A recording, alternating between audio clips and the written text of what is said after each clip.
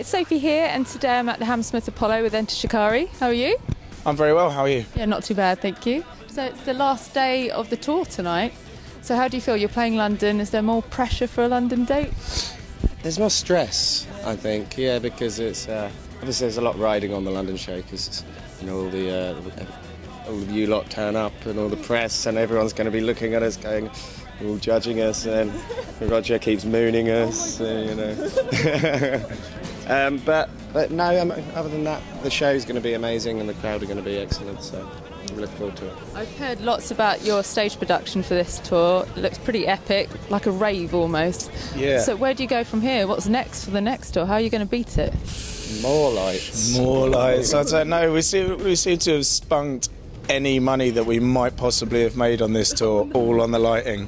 So, yeah, I don't know. Was it worth it though? Yeah, oh, definitely. It's killer light show, and the lasers are fantastic. I love lasers. You gotta love lasers. How can you not love lasers? How can you not love lasers? Exactly.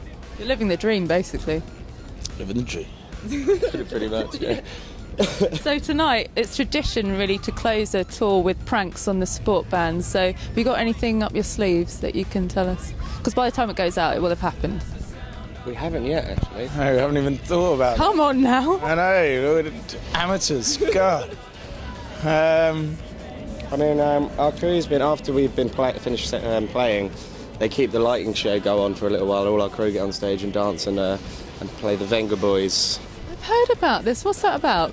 Favourite tune or? It's just they used to keep playing it down the radios and stuff like that, so then it got a little more out of hand. So I don't know, maybe we'll do that instead of doing that. We'll just all bundle on stage for the end of the sport bands and do that or something like that. I don't know. We've got something to do. Are you going to play another game of Flip Cup maybe tonight? Oh, you heard about Flip Cup? I certainly did. Oh dear. Yeah, the annoying thing is, like London, there's end of tour. There's usually like a big after party, but Hammersmith, there's not really much around, so the most we can do is like keep the bar open until about 1 for us to all, and 1 is still if we don't come off stage and shower and we're not sort of ready to go out until about 12, that gives us 1 hour to socialise with all the other guys. It's going to be a fight to get in the shower first after the show. How do you cope with all the tour lifestyle in general and the whole being a bit whiffy and not having your creature comforts and stuff? Are you all right with it? I'm all right, yeah. I kind of got to the point where I don't really feel like I have a home anyway, because we're hardly ever there at all. So I've kind of grown to... we've been living out of a suitcase for so long that that's life now.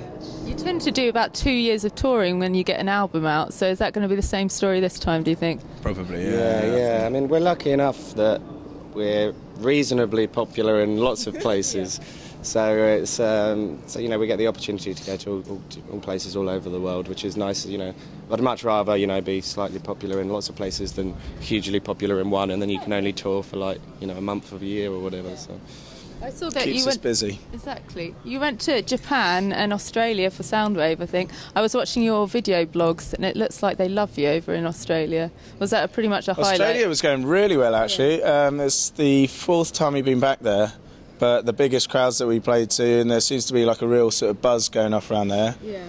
A lot of enthusiastic, excited people coming to watch the shows. So hopefully we'll be back out there maybe like end of this year, early next year. To do our own headliner. Now, everyone always describes you as like one of the best live acts. Are there ever days where you're just like, I'm not really feeling it, I'm a bit tired, and then you feel pressure to be like, oh? There are some days where like you're a bit hungover or whatever, and I have to say to Steve, our lighting guy, look, you're going to have to do an extra special one today, just blind the audience, make sure they can't see us because we're going to be not full on. You can tell when we're tired because, the beginning of the set's normally like the first half's still normally all right. We've got enough energy to get through that, but then for the second half we're just like dying, literally falling over. But no, I think we're feeling fairly refreshed today. We had made sure we didn't go crazy last night. So I mean, like even when you are feeling a little bit tired and a little bit shit, still, when you go on stage and the audience is screaming at you and the music's blaring and the lights are flashing in your face, the adrenaline kicks in, and it's hard not to, you still go for it. You feed off them, I guess. Yeah, definitely. No matter how terrible you're feeling before you go on stage, you always come off stage feeling a hell of a lot better. Buzzing. Now you're going to Atlanta, I think, for a start of an American tour, and I think you're going with Let Live. So they're also known for their live things. So are you going to be competing with them, or are they just going to push you to be better? Or? We've actually toured with them a few times before. It's so good having those guys on just before us, because it really pumps us up to put on, just as good. Well, we kind of feel like we have to be that one bit better, obviously, because we're the headline band, so we have to step our game up every night after seeing them tear the place apart.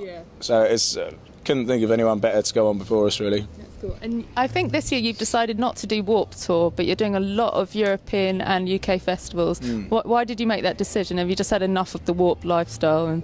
We did Warped Tour the last 2 years. We did half of it the first year, and then the whole thing last year, and it takes 2 months, so if you do that, there's no room to do anything else, really. So we missed the European festivals, we paid our dues, we feel, and it's time for some, I think it's just Europe's turn. You're back at Reading. You're always really strong at Reading. You're one of the best ones always on the lineup, I think, certainly. Oh, thank you. So is that one that you... Fourth year in a row this year, which is ridiculous. Not heard of that before, but no, it's going to be wicked. Reading's always the one that we went to as punters a while ago, so it's always kind of almost like the home, the homecoming festival for us, or whatever you want to call it. So it's always an awesome vibe there, and it's going to be. We haven't had a bad show playing Reading. You don't? I don't think it's brilliant. It's going to be interesting, actually, because it's the first time we've done it where we've played Reading before playing Leeds. And normally we have a nightmare in Leeds. Well, not a nightmare, but we don't play as well, and we're like, oh crap, that really didn't go as well as it should. And then it all irons out for Reading normally. But so we'll see. See what happens. Maybe you feel a bit nervous now. Mate, Reading's going to be shit this year. Leeds is going to get us on top form. Just tell the punters that are going to Reading. Look forward to it. Yeah, we're going to be shit this year. It's going to be good. Just make sure you get really drunk beforehand, and it should be all right. I think most people are at Reading anyway, aren't they? I think maybe we should just make sure we have a practice before we do it, then we'll be all right. You probably should practice. Do you not tend to practice? Yeah, normally, these days our practice is like we do so many tours that is our practice. Yeah. Really.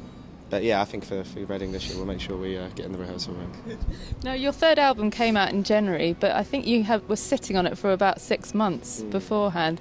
Were you listening back and thinking, oh, maybe we should still change that bit, or maybe that bit's not quite right, or did you just leave it? And Always. Yeah. The thing is, you have to get to a point where you just go, right, we're all pretty happy with that. Yeah. Let's get it out, because otherwise you could be just forever tweaking every single tiny little bit, and then it'll be, if we had 10 years to write an album, it would take us 10 years to write an album, or if we had 2 weeks to write an album, it would take us 2 weeks. Like, it really just gets to a point where you just have to say, look, fuck it, it's good, get it out, leave it. Yeah, exactly. The most annoying bit about it was just waiting for people to hear it.